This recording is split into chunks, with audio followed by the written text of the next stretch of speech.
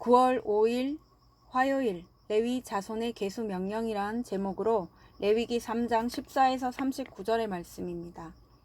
사랑의 하나님 감사합니다. 오늘도 말씀 묵상의 시간을 주심에 감사합니다. 이 시간을 통하여서 하나님의 말씀이 들리고 복음이 들리기 원합니다. 말씀대로 믿고 살고 누린 인생이 되게 하시고 이 시간도 우리와 함께하여 주시옵소서. 감사드렸고 예수님의 거룩하신 이름으로 기도드립니다. 아멘. 본문의 말씀입니다.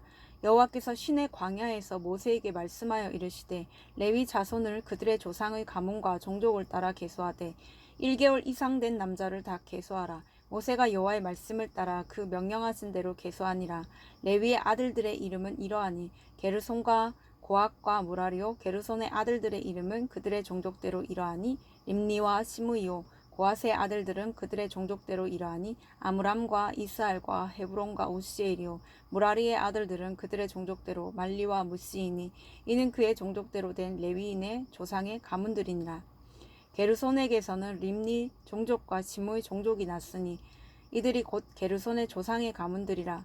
계수된 자 곧 1개월 이상 된 남자의 수요 합계는 7,500명이며 게르손 종족들은 성막 뒤 곧 서쪽에 진을 칠 것이요. 라엘의 아들 엘리아삽은 게르손 사람의 조상의 가문의 지휘관이 될 것이며 게르손 자손이 해막에서 맡을 일은 성막과 장막과 그 덮개와 해막 휘장문과 뜰의 휘장과 및 성막과 제단 사방에 있는 뜰의 휘장문과 그 모든 것에 쓰는 줄들이니라.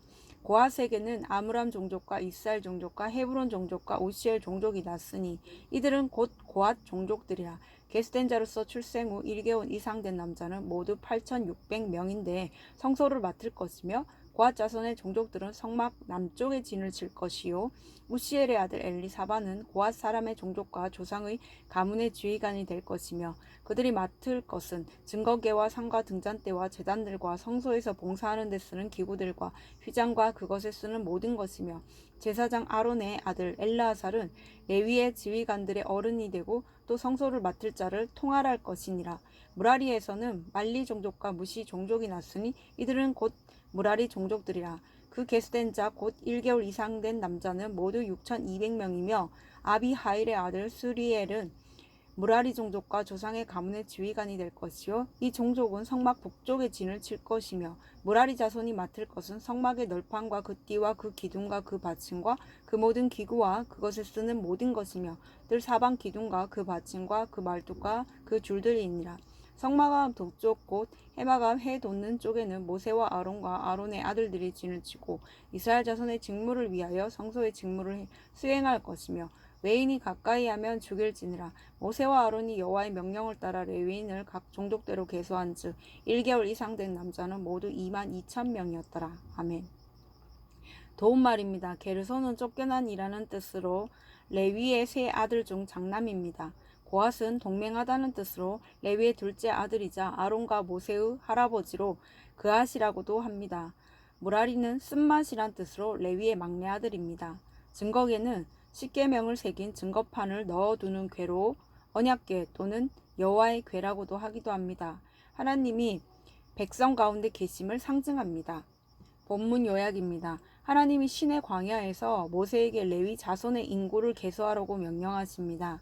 이에 레위의 아들들은 게르손, 고핫, 무라리 자손별로 계수되고 하나님이 그들에게 해막에서 맡을 일을 정해주십니다. 이때 각 종족대로 계수된 1개월 이상 된 레위인 남자는 모두 22,000명입니다. 오늘의 중보기도입니다. 가정과 직장에서 환경을 탓하기보다 맡은 책임을 다하며 관계와 질서에 순종하는 우리가 되게 하옵소서. 아멘. 본문 해설입니다. 첫 번째, 레위 자손의 가문 14에서 20절의 내용입니다. 하나님은 레위 자손을 구별하신 뒤 그들의 조상의 가문과 종족을 따라 1개월 이상 된 남자를 계수하게 하십니다. 그들의 조상은 레위의 아들인 게르손, 게르손, 고핫, 무라리입니다. 하나님은 이렇듯 정해진 질서 위에 공동체를 세우십니다. 가정에는 부모와 자식의 질서가, 교회에는 목회자와 성도의 질서가, 학교에서는 교사와 학생의 질서가 있습니다. 상대방이 마음에 들지 않아도 질서를 세우신 분이 하나님이심을 믿는 자는 각자의 역할을 존중하여 자기 책임을 다합니다. 적용 질문입니다. 배우자의 자리, 자녀의 자리, 성도의 자리를 잘 지키고 있습니까? 가정과 일터, 교회에서 경계를 넘나들며 질서를 어지럽히진 않습니까? 두 번째, 맡을 일 21에서 37절의 내용입니다. 하나님이 레위의 첫째 아들인 게르손 종족에게 성막 뒤 서쪽에 진을 치게 하시며 성막 바깥쪽의 일을 맡기십니다. 그리고 차자인 고앗 종족에게는 증거계와 성소 안쪽의 기구들을 맡기십니다. 둘째인 고앗 자손이 더 중요해 보이는 일을 맡습니다. 하지만 하나님의 일에는 귀하고 천한 일이 없습니다. 다 귀하고 다 중요합니다. 더구나 첫째라면 집안에서 힘든 일을 맡는 것이 마땅합니다. 남들이 싫어하는 일을 도맡는 것이 먼저 믿은 자, 더 믿음 있는 자의 자세입니다. 적용 질문입니다. 내 직분이 별 볼 일 없다며 투덜대고 있지는 않습니까? 그래서 소홀히 하는 나의 사명은 무엇입니까? 세 번째, 22,000명. 38에서 39절의 내용입니다.